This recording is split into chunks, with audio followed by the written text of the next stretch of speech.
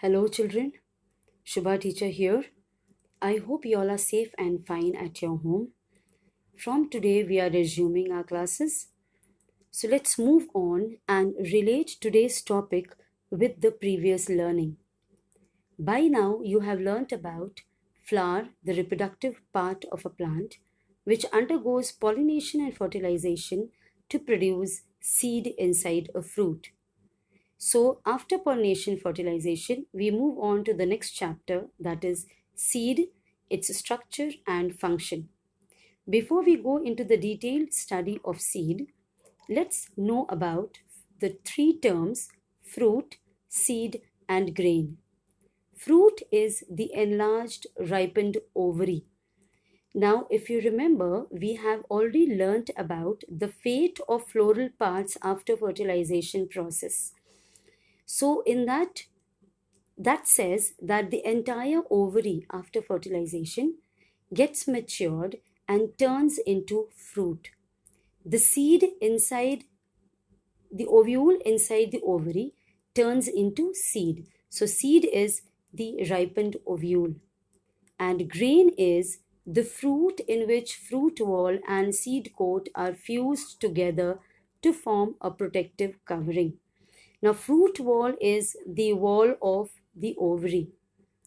That turns into the ovary wall, turns into the fruit wall, and seed coat is the outer covering of the ovule. So, ovule and fruit wall, when they get fused to form one protective covering, that fruit turns into a grain. That fruit is called a grain. Let's know about the general characteristics of seed. Seed is a mature ovule after fertilization. It contains a tiny living plant called as embryo. The embryo consists of radicle, plumule, and cotyledons, all or seed leaves. The embryo remains in an inactive state. Embryo generally, until unless it receives the favorable conditions, they remain in an inactive state. Here, the word inactive is to be noted. Embryo doesn't die, they remain alive, but in a very subdued, in an inactive state form. The metabolic activities keep going in a very low pace, but the moment favorable conditions avail are available to them, they start germinating and result in forming a small plant, a tiny seedling. Some seeds contain endosperm for the nourishment of embryo. You are again very much aware of the word endosperm. We had studied about it in the previous chapter, pollination and fertilization. Endosperm is produced by the fusion of one sperm nuclei with the central nucleus. So that process, that method was termed as triple fusion. So after triple fusion, endosperm is produced, and this endosperm inside the ovule provides nourishment to the growing embryo. Now, one more thing we see here are the three kinds of seeds. That shows that seeds vary in shape. These are very small seeds of poppy. These are plum seeds, which are a little bigger in size, and this is coconut seed, which is the largest seed. Now let's know about the classification of seeds. Seeds are classified on two grounds. On the basis of endosperm present in them, seeds are albuminous or endospermic seeds, or ex-albuminous or non-endospermic seeds. Endospermic seeds contain endosperm in them. So therefore, cotyledons are thin and membranous because here endosperm store food for the embryo. Ex-albuminous seeds do not contain endosperm.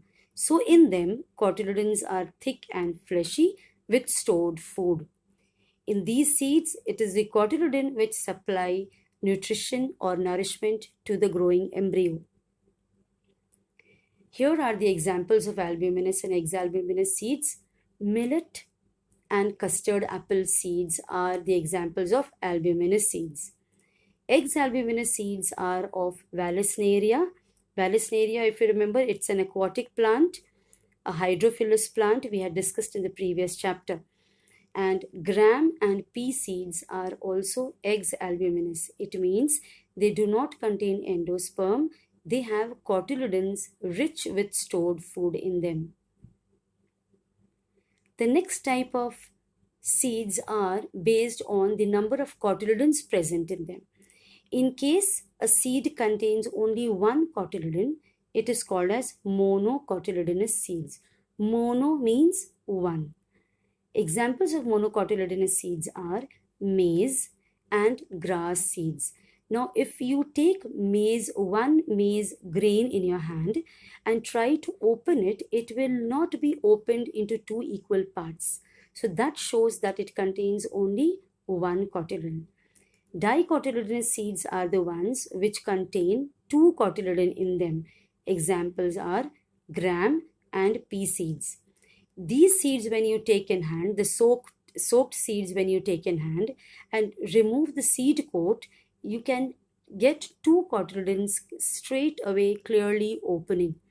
You will also learn about it in a better way when you go through the practical classes. Now let's learn about the detailed structure of bean seed. As you can see here in the figure, it has two cotyledons. So bean seed is a dicotyledonous seed. Let's see the external structure of bean seed. Its shape looks like a kidney, which has got two sides. This is the concave side and the bulged side is the convex side. On the concave side is a oval white scar, which is called as hilum. This is the point where the seed remains attached to the ovary through placenta, ovary wall through placenta. Just below the hilum is a tiny opening, a tiny pore called as micropyle. If you remember, this term we had again learned in the previous chapter. It is the same opening which we had discussed is seen in ovule, through which the pollen tube taking sperm nuclei enters into the ovule. And the same opening is seen persisting here. This opening in seeds allow respiratory gases to move in and out of the seed, and it also allows water to move into the seed, after which the seeds swell up and the embryo starts growing. The internal structure of bean seed shows various other parts. Let's go through it. The seed coat, which is the outermost protective covering, it has got two layers. The outer layer is thick. It is called as testa, and the inner layer is called as tegmen. Testa and tegmen together make the seed coat.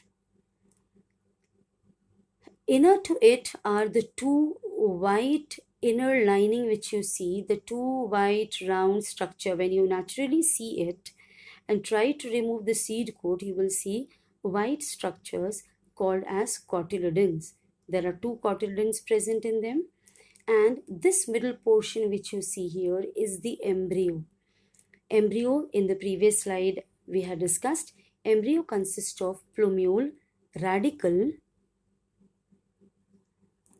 Embryo consists of plumule and radicle. Now, plumule forms the shoot part of the plant and radicle grows into the root.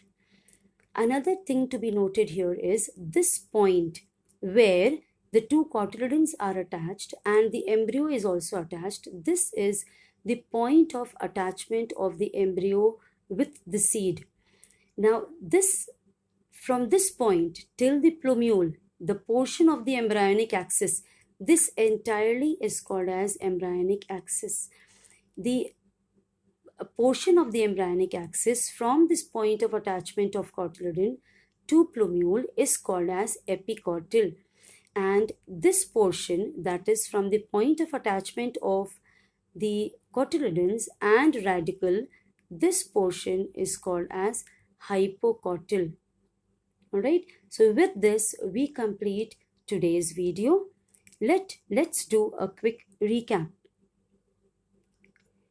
Today you learnt about fruit, seed and grain, the general characteristics of seed.